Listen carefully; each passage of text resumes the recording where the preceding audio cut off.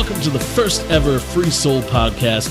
I'm here with one of my favorite poets locally. This is a man who does so much for the community, and I don't think he gets praised nearly enough. His name is Coon The Poet. Go ahead and say hi to us. Peace, family. What up? Peace, family. What's good? How we feeling? No matter what, we here, so we gotta feel good. Amen. Gotta feel good. Amen. See, this is what I love about you, is that you're always uplifting. You're constantly uplifting. Like, even in your bad days, you seem like you are pushing even harder out to the world. And really, like, I'm not just kissing your butt here. Like, you're sincerely one of the most sincere poets I know, and one of the most sincere people I know. And the fact that this city doesn't completely celebrate you and follow you as an example has always confused me. Whoa. I know, I'm starting off the interview like super. I appreciate that, bro. And I think that is the celebration right there. That in itself is a celebration. Yesterday's my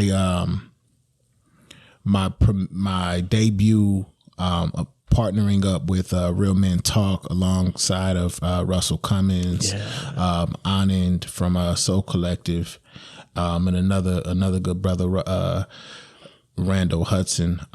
That was what was stated at the end, and because I was spending a lot of time trying not to make sure I took up too much time to be responsible to with the platform and be responsible to everybody else on the platform, and so I did ask for an apology at the end after my little quick interview, because the episode wasn't really about me, right? It was my debut, announcing to the world that, I'm coming on as a partner, but it was really about men's health. You're right. We had Chris Hintz come in as a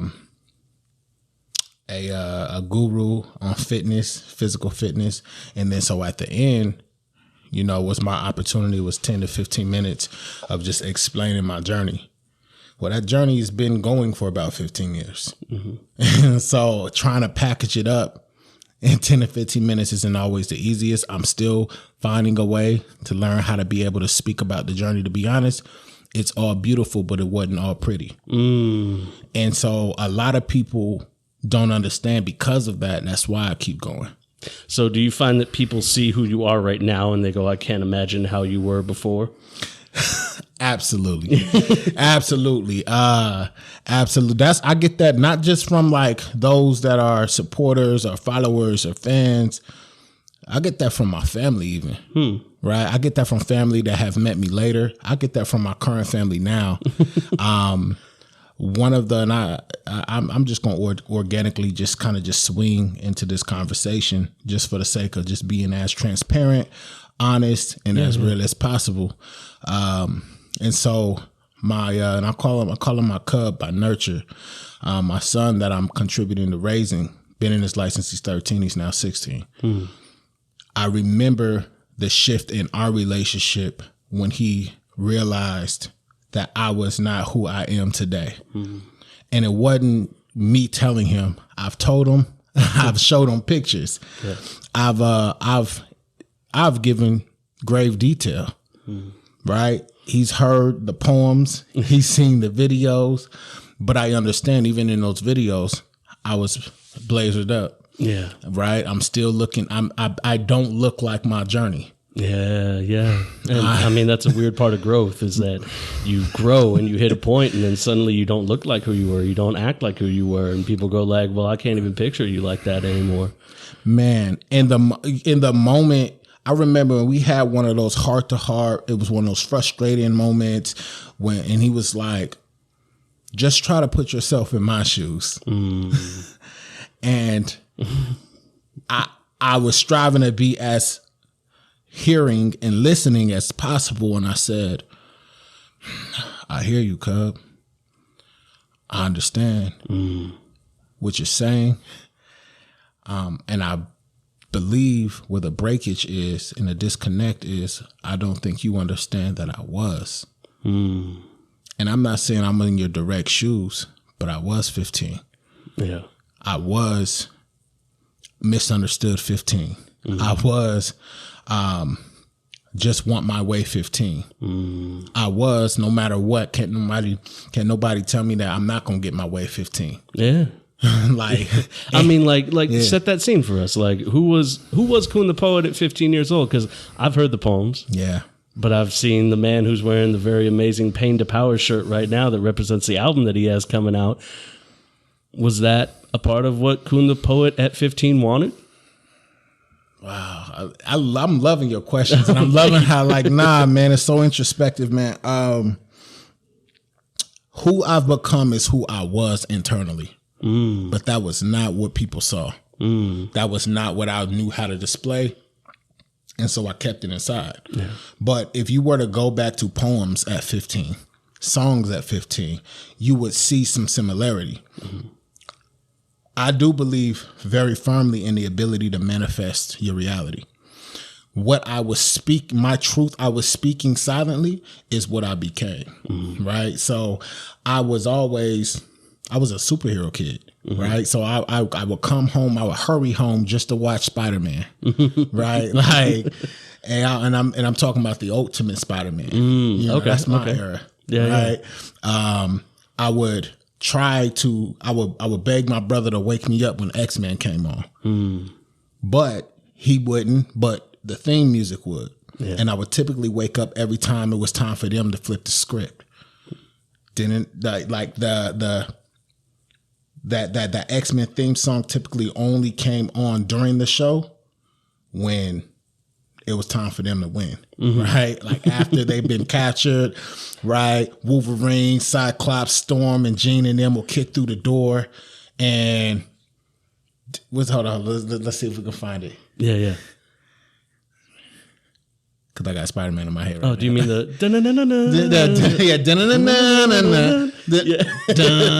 right? Yeah.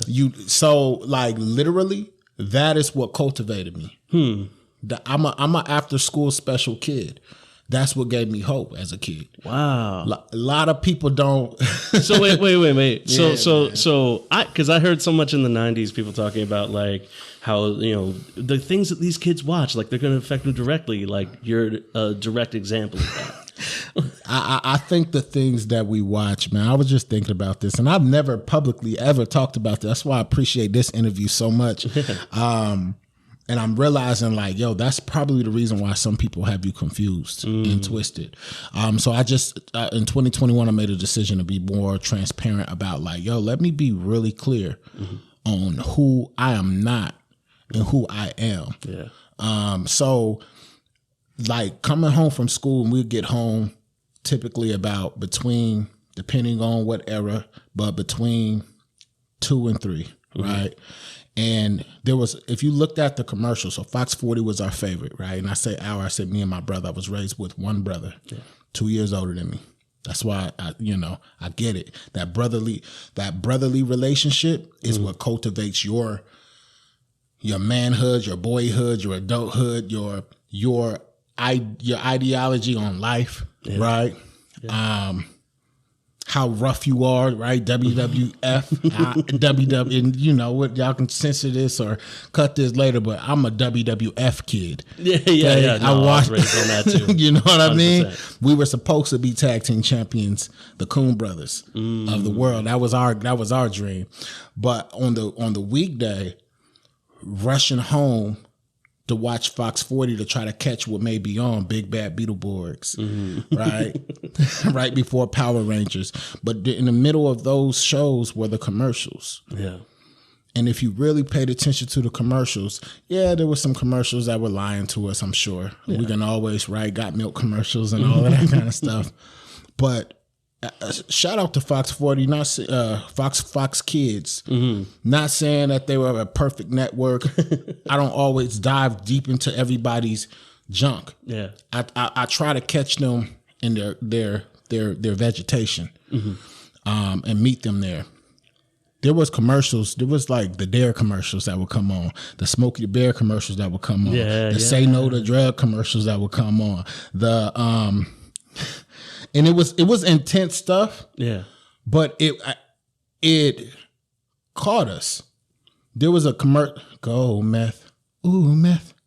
Get that meth up out of my face. Hurry up, no time to waste. Go meth. How did I never heard that one. And it's you know what? I recently kind of looked it up a few years back because I was also a jingle kid.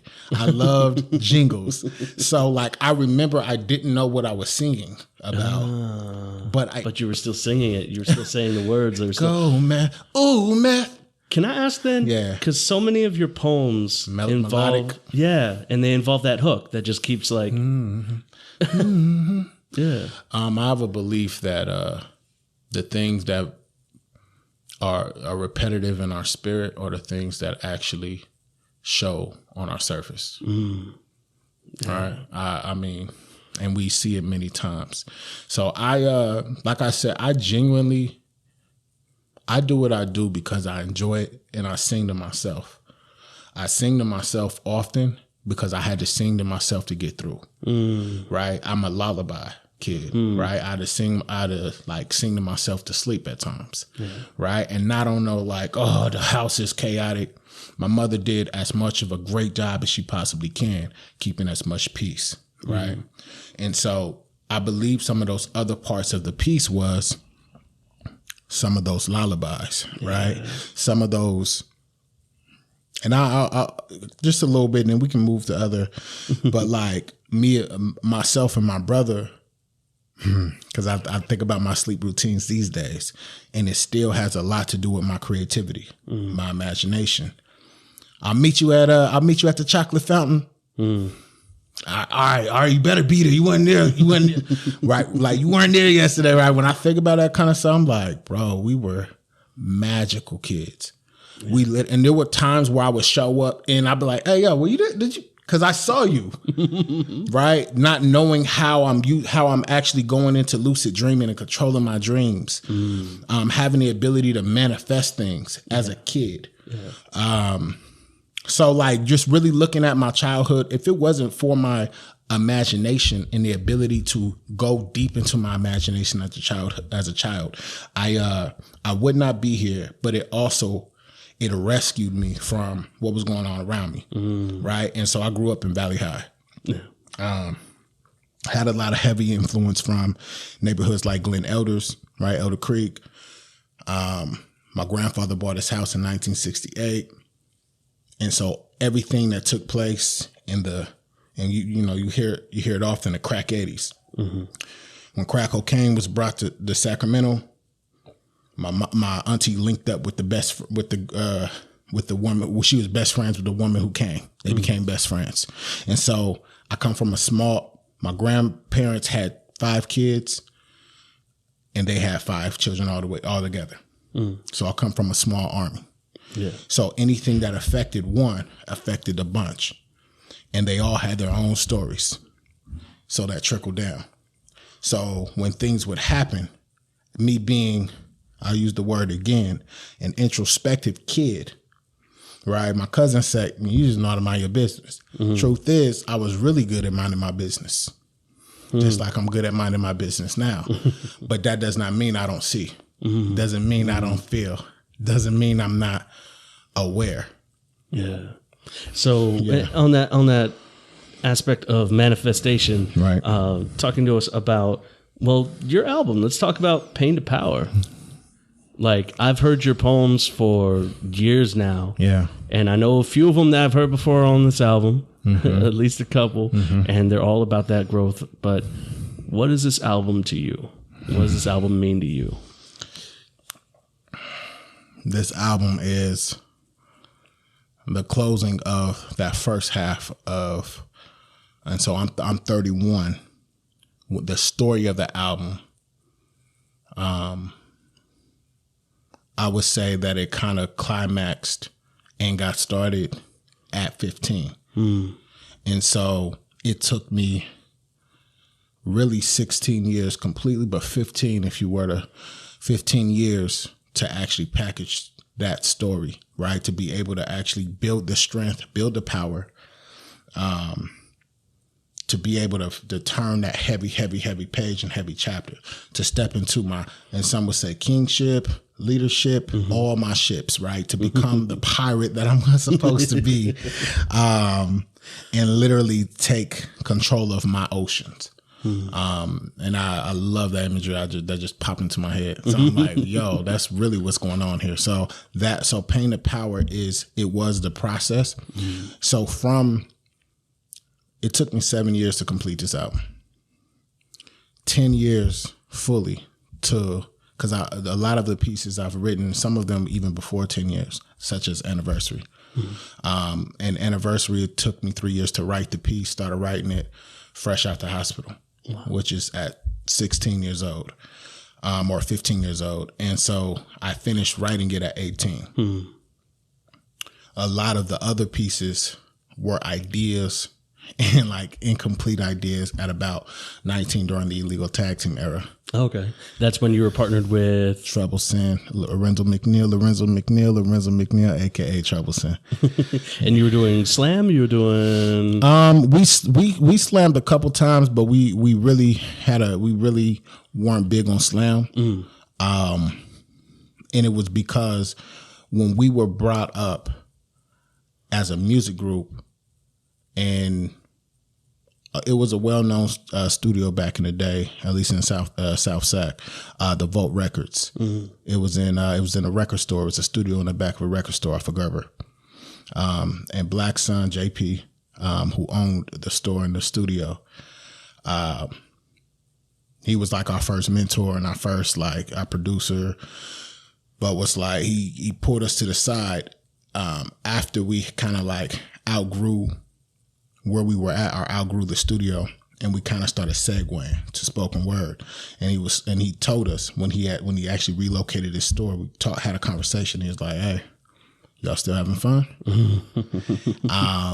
And then he said, "Look, if ever it's not fun no more, it's okay to stop." And so that was kind of our thing whenever we saw him as we were growing, and we would come in, "You still having fun?"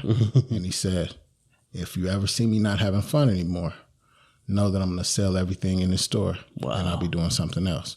Well, that store is no longer. Yeah. The illegal tag team I'm not going to say it's no longer, but we grew. Yeah. We transitioned. And going just real quick to answer that question, going back to slam, the competition piece was taking the fun out. It takes the fun out. Yeah.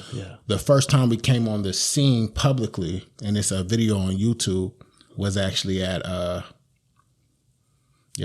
the Coffee Garden. Oh, okay. So shout out to Van Gogh, to Go. And I think who all was, I think Jenny was present at that time. Kyrie just so happened to walk in, and we didn't know any of these people. These were all just, we were kids with a hip hop background from South Sac that always created verbally on our school campuses, light rail stations, the mall.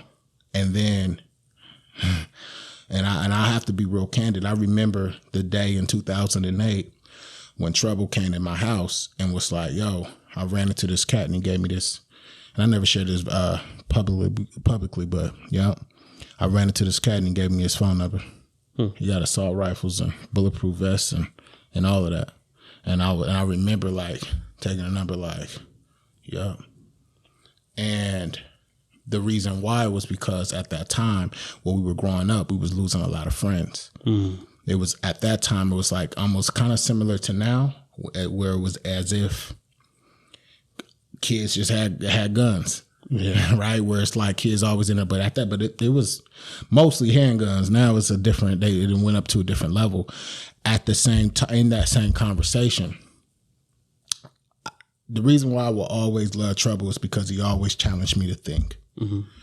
So about 30 minutes into that conversation, because we would always, our brotherhood was built on venting about the bull that was going on and fighting to get up out of this place, right? Yeah. One of our pieces in childhood, they say a hood child is no good, but hey, he's on the road and he's trying to make his way. The first goal is you got to get out this place. And so in that same breath, as we're conversing, venting, frustrated, trying to figure out what we're going to do after high school, because this is like right in that middle awkward stage of right after graduation. And I know they don't have any, they did not have any college courses that specialize in what I wanted to do. Mm-hmm. If there was a spoken word degree, I would have went for it. Yeah. They didn't have that. Yeah. So then he was like, I also met this other cat too. He gave me that. And he was leaving CRC because he was like in the process of signing up for classes. And he was like, I think he said his name was like Forward. So shout out to Shane. Shout out to Shane. That's my bro, man. These cats are responsible in a very silent way, and I don't even know if they know, for being in the right place at the right time, right during that fork in the road for us. And because of that, I remember I looked at both of those papers and I was like, I'm gonna go put my shoes on. Let's go. Right? It was an open mic, but it was a slam. That's what it was. So we went, long story short, we actually ended up getting into the finals, and then Kyrie gave us a 7. Shout out to Kyrie Malik, big bro, mahogany family. But yeah, that was my feelings about him for a long time. Like, hey, bro, whoever he is, he ain't feeling us like that. It's cool. Let's just steer clear. So yeah, man, all love. So that was like the decision, the part that the part that came from like actually like a lot of the other work that people know me from, right? The giving back part, the looking out part. And honestly, a lot of it is folks reaching out. And and it started with the thought of, well, what do you want for the future? Right? Like we used to ask each other those questions. Like, what do we want? My mom bought her house in Valley High. Yeah. Which same place I bled, the same street, the same neighborhood I bled in walking home from school. I was blessed to continue to live, right? I was blessed to be given another opportunity. But what I did not want is for that to happen to one of my little cousins. What I didn't want is for that to happen to my son eventually. Yeah. What I didn't want is for that to happen to my grandson. And so we used to challenge each other with those kind of questions. And then we would challenge each other with, so what can we do about that? And no, we can't save the world. And we didn't want to save the world. What we wanted to do was change things a little bit. And change simply looks like a bottle of 409 being sprayed on a blood stain to get cleaned up and cleaning up the streets just a little bit. When we were in high school selling our hip hop albums, we used to say, man, we got to get in these schools, man, give them to these kids and let them put them on their MP3 players, they iPods. And then what happened was manifestation. We ended up going into these school assemblies, and actually every single from the Twin Rivers School District, which is the majority of the schools in the North area, right? With exceptions of Natomas and like, what else is out there? Oh, Natomas and like North Highlands, or like Carmichael, Natomas and Carmichael. We were in Twin Rivers and Sac Unified, which is like a big chunk of Sacramento. Yeah. Not realizing what was happening at that time, there was a big wave that started.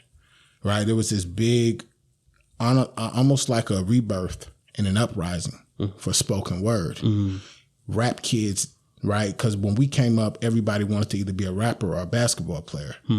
So high schools like Grant, Burbank, Valley High School, where we both went, right?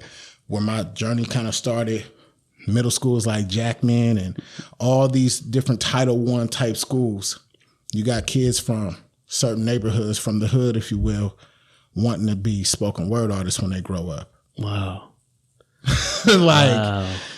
Yeah, so I'll kind of like, and we can segue there, but that was what, and only because the elders told me that I had permission to pay homage to the illegal tag team and to what we did. Yeah, yeah. It was only through their eyes. They was like, man, nah, the game was at a standstill before y'all came. It was like, nah, it was kind of like there wasn't nobody spitting like that. And all of a sudden y'all popped out on the scene, and then next thing you know, Luke Taylor, Dre T. And I'm like, oh, that happened like that? Yeah, yeah. So many amazing artists. And so I've got to ask. Yeah. Because my experience as a poet in this city might be different than yours. Usually bad journalism to ask a question that you don't know the answer to, but I'm going to do it anyway. So I appreciate you. Being a black poet, yes, sir, in this city. Yes, sir. What is the experience like for you? Because I've noticed that in the black community, you're very respected. Do you feel that way elsewhere? Man, I appreciate you, bro. I appreciate your questions. This is gonna be some good stuff. Stuff I don't even have to ever write a book about anymore. Be upset about anymore. To be honest, the reality is when we kind of slowly came into I told you the first spot we went to was a coffee garden. Mm-hmm. So who you think was the ones like, yo, y'all tight, yo? Mm-hmm. Right? It was actually a lot of white poets that were like, yo, y'all dope.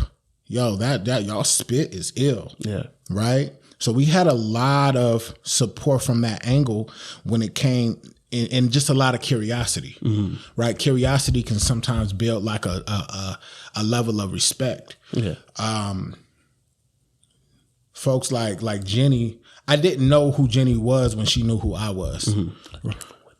Oh my! Yeah, I didn't know who. I remember it was like maybe like about 2012 when I'm at Luna's and Jenny, and then show enough it's like giving my whole entire biography. Yeah. Without me having to tell folks about my name or check folks or none of that. They got to breaking down my grandfather. They got to breaking down my family lineage. Wow. And I said, bro, how'd you? And he was like, man, bro, I told you, bro. I've been watching you for years, bro. They got to breaking down illegal tag team. Wow. Right? The impact that we had and like really in detail. Yeah. And I'm like, yo, that was beautiful. So to answer fully and in depth to answer your question, the only time, to my knowledge, to my face, things get unsupportive is during those awkward times when they have to say my name. Right? The awkward times when folks of other culture or race, and I'll just say white folks have to say my name, right? And then but it's the same deal in the black community too, though. It's that is when it gets awkward. And the thing is, we were extremely young when we came into this culture, community, and game. But we were able to thrive for a reason, and that's because of the codes and the way we were trained coming from where we came from. We were always the youngsters that would just so happen to be around or be welcomed around the older cats. Yeah. Because we had this and that's the best way to put it. But what it is like, yo, we're gonna go over there to the basketball courts. If they try you already know. We ready. Yeah. Right? If we're gonna wherever we go, no back down. Mm-hmm. So we approached the stage with that mentality. And that same mentality, we approached every professional environment in every non-professional environment, in every pretend professional environment, and then everything else in between, the classroom too, the churches as well, any kind of spiritual stage as well. And it was, so for the longest, people did not know, like it was just Coon and Trouble, illegal tag team. I remember we sat at McDonald's when we was like, hey, we ain't telling these people our name. If we don't tell them our name, then they can't call us nothing else. They're gonna call us what we ask them to, or if not, they don't respect us. The Sacramento Observer, many times, shout out to the Sacramento Observer, but I'm addressing this because I may not have had the words to address it as a youngster. Gotcha. I remember when the Sacramento Observer, and once again, shout out and it's love. But there was a reporter that wanted to write a story on me after I left a particular high school, or after I was a part of an assembly, along with Sacramento Area Youth Speaks, and this is what like actually made me appreciate certain parts of Audra, Dr. Audra Watson, shout out as well, because somebody pulled her to the side and was like, "Can you tell me his name?" And she was like, "Who, Coon?" And she said, "Yeah, his real name." And then she came and she said, "If he didn't tell you, I'm not going to tell you that." And then they really try to twist her arm. Where we connect, she also had a very no nonsense, like, hold up, you're not going to, right? That's where we connected. Like there was a rebellion, right, in her as well. And so she came to me, right? Like family, she came to me and was just like, "Yo, Coon." So they're like they want to put what they want to put in their paper about you, right? They want to put your actual name. And I said, "Man, well, you already know where I stand with that." And she's like, "I know, I try to tell them." And she's like, "I think they got your name for somebody else and they're going to use it." And I could not get to them, right? Cause I didn't know which reporter. She's like, "I'm just letting you know." And you know what, I respect exactly. I said, "I know you do." Then I was real like short with my words, like, call me by my name, but don't call me at all. I used to like, that was my, either call me by the name that I asked you to, or don't call me at all, with all due respect. Is why I used to like, with all due respect, because I was working on trying to like be better and balance. So I remember saying that because I didn't know who reported on the microphone. I remember saying that. Yeah. And then I saw that article and they put Christopher Coon, which is, so addressing this for anybody else, because this was where a lot of the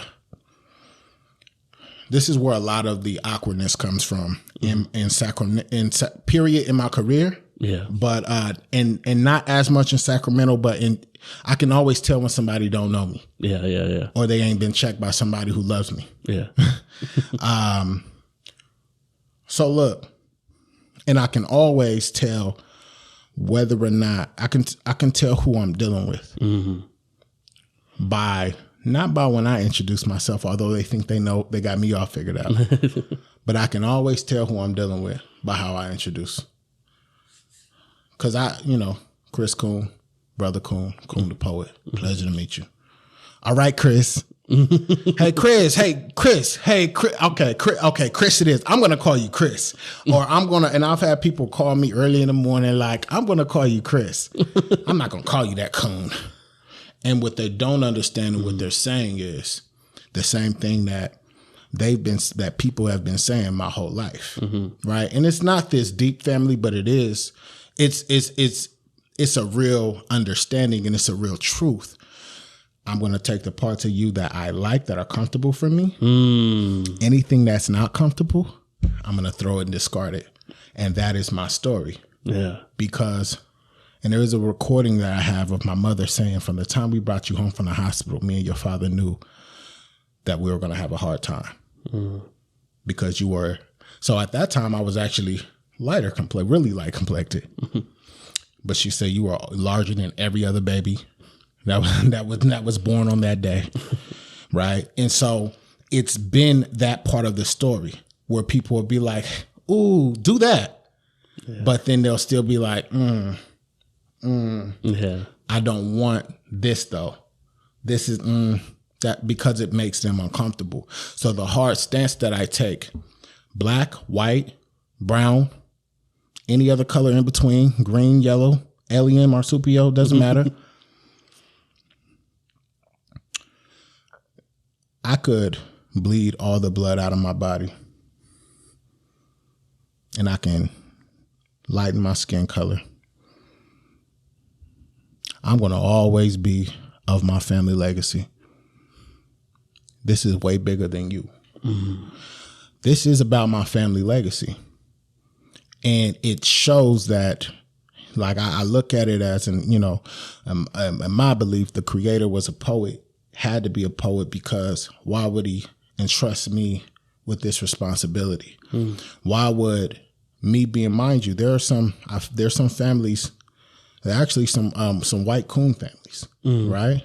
Coon is actually a German name. A lot of people think that it's always tied to, it ain't got nothing to do with what your thoughts say it does, sir. Yeah. It's not always that deep. There is that word. I'll just say this piece and we can try to segue, but there is that word in almost every language. And this is when it solidified for me that there's power in my name. When I actually went into a Indian and Fijian church and I introduced myself as Brother Coon. And the pastor, who was an Indian man, he said, in my country, Coon means the blood. It means blood. And he said, very fitting name. Welcome, brother. That's powerful in and of itself. Shit. Yeah, so hope I answered that question. But those are the big, hardest struggles in the support. So when we look at support,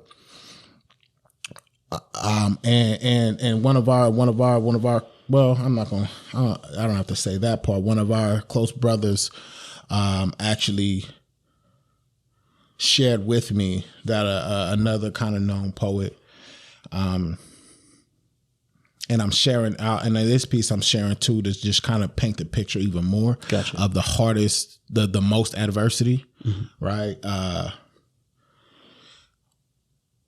It was stated by another poet who's not even from this city. Was like, in Sacramento, no, Coon's probably the top, but his name is Coon, so just like that. What? Right? And so, mind you, first grade when I raised my hand, when they said Christopher Coon, and all the kids started cocoon, raccoon, cocoon, because it's funny. Yeah. Kids don't understand social aspects of none of that. Yeah. And it doesn't. So what I've been wanting to tell people, like, do y'all think I just woke up with this? So yeah, support. I learned where my support comes from for real though. Yeah. And that be my strength. And so I love the way that when you first opened this interview, you said, it seems like when you're going through it the worst, that's when you go the hardest. In my words. And I've learned that is my superpower on some Wolverine kind of hype or some Goku or some, Yeah. No, that's everything that I know about you so far, and everything that I ever expect really to know about you comes from just like this place of love. Yeah. That's like the core of it. And especially with how rough your journey's been, the fact that you've been able to get there is beautiful. Yeah, that blows me away too. Yeah, like I forget when you said there, I said there. What's there again? Yeah. But I these days I look at success at the fact that I'm still in my right frame of mind. Right. And what that means is have my moments where I can acknowledge when I need to rest. Right. My moments when I acknowledge, like, yo, you still got healing to do in that area. Those moments when I'm like, so yesterday, actually before I came here, I spent some time at the park. And then I also spent some time at the park doing some training because I know that I need to cultivate my warrior spirit also. Okay. What kind of training? A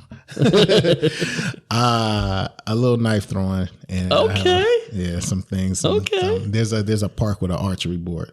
I didn't even know that. Yeah, it's actually really dope. And for me, that's my whole life. I kind of been like martial art trained. A lot of people don't know that part about me either. I've said it in a few poems, but I also know that has to do. Anybody who is a warrior by spirit and by nature, there is a need to release energy in that way. Doesn't mean that they're violent or they're trying to hurt you or they need to hurt you. Oh, that's just for the people. Yeah. What I appreciate about you, and yes, it's every, outside of COVID, anytime we've ever came in contact with each other, it's always a real hug. Mm-hmm. It's rare, and it's rarely that it's the man hug. Yeah. Well, I mean, you know what it comes from for me is that, so I've had major depression my whole life. Mm-hmm. And as a kid, like I was kind of shoved out of social circles. I grew up outside of a lot of the shit, which has its benefits. Like I didn't grow up with a lot of the typical education of what it means to be, a man in this country and all the bullshit that comes with it. But it's also kind of like when I have the opportunity to really like connect with someone, I want to get everything I can out of it. And I want to be able to show, like, especially, I mean, I feel like you understand this part. I know you understand this part. When you've lost so many people, every moment's sacred that you get with someone else. For sure. And I wanted that to be the message when I first started like sharing my story, and not as, because I didn't like, I wasn't, when I started writing my songs out, like lyrics out, I really wanted to, even with my group, I remember I used to I'd be exhausted from like, because I was like going to school and I had a job working at Kaiser at one point. Mm-hmm. They would come over. My house was a rehearsal house in our garage with my karaoke machine. And I remember DJ Tosh's daughter, who was in our group, was like, you are always happy. Like you are always excited. You are always, mind you, I was only like a year and a half like fresh out the hospital from almost losing my life. Wow. So there was man, I want to get as much life as possible. Mm-hmm. Like what? My group, like, because in those moments I was realizing that I was living the dream. And so for the longest, that was all I wanted to ever show to people. Like, yo, it ain't never that bad. Yeah. It's never that bad. It's not, man, it's good. It's going to be all good. And then like that got fatiguing too. Yeah.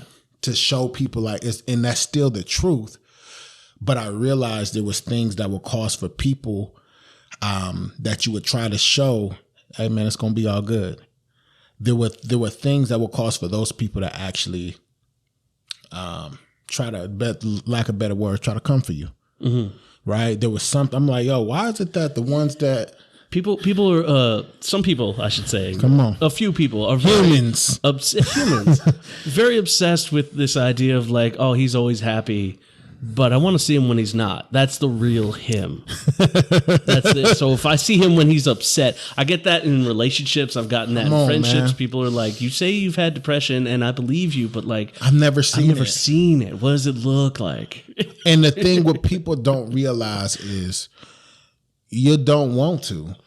And this is what, so it's funny. Like, I remember about 19, I was like sharing with girls I was talking to or dating, or potentially wanted to date me because we were shiny, right? Like, what you guys do? What? Especially coming from where we come from. Not many men did poetry. Like, what? Oh, one day I want to go and snap my fingers like Love Jones and all of that, right?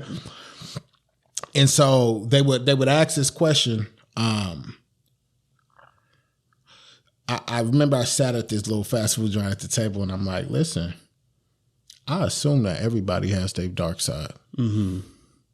I assume everybody has a beast inside them, whatever that beast is, however you want to call that beast. These days, I recognize my beast as my lion, right? And me and my lion are real tight. Like that's my lion's my dog. Like, but only because I embrace my lion. Mm-hmm. But I also embrace everybody else's lion. Mm-hmm. But the issue is some, and now this is just the metaphoric part. Some have snake in them, right? And it's not a knock on them, but their spirit animal is other kind of energies. Yeah.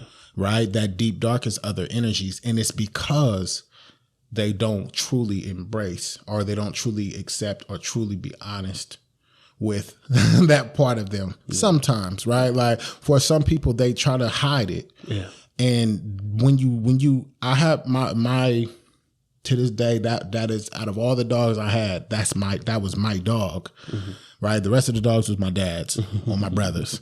But my dog Rocky that I got at 8 years old, I remember we kept him locked up in the backyard. Except, like, I used to walk him when he was like a puppy, and then like from the ages of like 1.5 to 2, because he wasn't potty trained all the time, and or housebroken, and he also just kind of had his own mindset, and he was, but when we kept him chained up, he got even worse. Everybody was his enemy except us. But Rocky, just like my lion internally, because I embraced Rocky was my protector. Yeah. And it was a little situation in front of my house as a kid, and my brother let Rocky go. And Rocky was not only aggressive, but he was intelligent. He knew exactly who and how, and he knew what to do. Right, like, not just I'm not gonna bite him. I'm gonna stand up and put my paws on him, or I'm going to back him into the corner. Yeah, until y'all say stop. Right, he was actually, but that's because I love, and it wasn't no bad dog. Yeah, that's a good dog. And so the internal other side of me is like, nah. If I naturally feel about somebody, which you don't rarely see me have in me about folks. Yeah. Cause I get it. It's all good. Like, we not of the same energy, and that's cool. Yeah. It's love. But if my lion stands up, like, sometimes I'll go and check, like, yeah, what's that? What's that, boy? Like, and if my lion is like, I learned to trust that. Yeah. And that trust looks like, it's cool. I'm gonna just stay over here, because I don't have to bust a move on everything. I am not, just because you live a different life than me, have different beliefs than me, have different energy than me, you're my enemy. You're not. I actually love you. I do love you. But I do have a lion in me that don't allow folks to come for me. Yeah. So I'm going to get over here, me and my lion.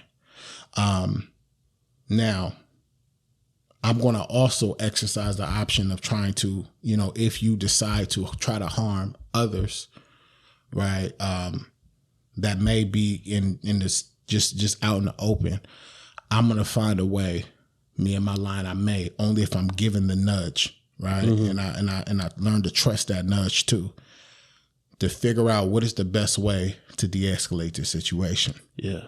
Which has kind of nudged me into kind of like the position I was in on the football field. I was the lineman, but I was really I was the protector of the quarterback. But that don't mean, but one thing I never did, and I'm gonna just use a couple football references. I'm not a big football watching guy, but I do look at how I move, and this is for clarity for anybody who, because some people be like, oh no, Coon, Coon, Mr. Holier than thou, extra righteous, he's gonna, he don't smoke, so he don't, all these different thoughts that they have, and it's like, bro, I stay in my lane, and I'm gonna always stay in my lane. If ever you come into my line and think you're gonna cause harm to in my line, anybody that's like rocking with me, if we're here right now and somebody tries you, out of my contract that I've signed to get back here when I was 15 years old, says you got a responsibility to be a presence and intervene. That doesn't mean that you gotta be loud all the time, and I'm not loud all the time, but I will sometimes. It's not good here. Yeah. And sometimes that's all it takes, right? Just like on the football field, somebody coming from the quarterback on that side, there's other linemen over there. There's other guys. Look, I'm cool. Or maybe they're not, but that's not in my lane. Yeah. So I'm not going out of my way unless I'm given, the coach gives me the assignment. Yeah. I mean, especially like let's keep going with the football reference there. Like if you're on the line, you decide to try and take care of someone who's on the other side, you just open a big hole for for trouble to come through. and not like your tag team partner. Come on. And not like, and that is simply like I operate. Like my home is sacred ground. Any space where, and like I just shared before we came in, I do have a new office space, right? But it's also more than that. It is one of the collectives I'm a part of, where we're actually like building, like we built a fraternity, a brother and sisterhood, and we're all just so happen to be legacies of Sacramento. Families have been here for generations. We just so happen to, let's be intentional, Black legacies of Sacramento, right? Where our families has been here since at least the 40s, right? And so 40s or 50s. Mine's the 40s, a lot of them the 50s. And so this space, and shout out to those like Dre T. When he was brought in, he immediately hit the ground running. He's been putting on business mixers and vendor parties, as well as he just did an open mic on Sunday night, which I was the first feature. But in this space, the co-op spot, there's many rooms. Not many. It's not extremely big, but it's big enough, especially for this time. And it's not many people. It's right now, it's still like early and new, and the energy is new and sacred. And the energy is safe. All those that are coming in currently right now, they just so happen, and this was not by my design. This is by a design outside of me. They just so happen to be mentees of mine at one point. Some of the young people would come across in the school districts. Wow. And so shout out to Luke Taylor, shout out to Dre T, a couple of other little homies that are not necessarily artists, but they're all young entrepreneurs. Yeah. And yesterday I realized my position of why I was placed there, and it's to do what my job has always been, and it's just a nudge in the form of guidance. Like, no, y'all good, y'all got it, and just to reassure, like, you safe here, keep building in that direction you're supposed to. X-Man. Yeah, bring it all back around. And that's a perfect place to stop. I feel like I could talk to you for literally hours, days, weeks. So I would love to have you back on this at some point. Yeah. But I want to plug a few things for you. Let's go. Like Pain to Power. Yeah. Like how do people get their hands on it? So you'll be able to get your hands on it by reaching out to me, and I will give you the address to where my office space is, because I am about done with riding around Sacramento doing the drop-offs, which was a real fun journey. Yeah, I've done that bit before. It's rough. Yeah, it's cool, but then it's just time-consuming, right? So you can catch me anytime at 315 12th Street. I ain't gonna say anytime. You could catch me at any time I say I'm there. Okay. Yeah. At 315 12th Street at the co-op spot to pick up the hard copy of the album. Anytime in between then, really soon, I'm sure it will actually be up on the distribution sites. Hey. So I was going to give myself about, I kind of don't want to say this all the way publicly, but I was going to give myself about a few more months, and it'll be free streaming on YouTube. Okay. Just because that's my gift to everybody. And then album 2 will be out soon. So that means you just got to support this man, though, because if you're waiting for the free stream, there might not be a second album. Tell him again. I said if you wait for the free stream, there might not be a second album. That's the problem with being an artist a lot of times. People feel like they can get it for free, and then they're like, cool, that's it. I gave you the listen on Spotify, and that's enough. But, like, we need a little bit more help than that. Come on, man. So, investment, invest. If there's somebody bringing greatness to your city, to you, blessing you got to invest in them to keep the well. Especially with someone who is so supportive of others, who gives so much back to the community. Coon the Poet, you are just a whole light. And I know that's said about a lot of people, but I mean it so much. You're an absolute light in this city, in this room, in everywhere you go. I appreciate you, and you're a hell of a human being. Thank you, and bro. I'm just glad I got to meet you. Shit. Yeah, like we don't get to talk a whole lot, so Yeah. this is kind of my cheap excuse to be like, hey, let's have a conversation. Keep your eyes and ears open for so Wear Your Heart Incorporated will be a little bit louder. The hashtag Wear Your Heart brand is still making moves. I do have merchandise for sale as well that will be at the co-op spot. Wear Your Heart masks, Wear Your Heart t-shirts, and there will be more different. So Wealthy Poet is the newest brand under Wear Your Heart, and it's just shifting the mindset and for poets, for artists, with how we value ourselves and our artistry. Yeah. Wealthy Poet, no starving artist, deaf to that. Wealthy That's Poet, beautiful. And the last plug before we get off, because we talked about Real Men Talk. Mm-hmm. How do people get into that group? How do people? There's if you go to Soul Collective's page, so if you put SOL Collective in, you should be able to access Real Men Talk, or if you just put Real Men Talk Soul Collective in the search box, you should be able to access. It's a once a month, currently virtual platform. After things phase out a little bit, putting prayers up and positive energy towards that, we will be back in person, getting that in-person connection in that Soul Collective again. But as of right now, every once a month, and typically at the beginning of each month, Real Men Talk, Russell Cummins, so produced by The Movement and also Soul Collective in partnership with Wear Your Heart. What more can you say? This has been Coon the Poet. There's so many things I want to say in praise of you. I'm pretty sure I could go on for days. If you don't know the man's work, get in there and get the man's work. Buy the album. Buy the t-shirt. Check out the videos on YouTube. Like, what more can I say? He is who he is on stage and off. Coon the Poet, thank you so much. Love, love, love. Head up, heart out. Continue to push, family. Wear Your Heart.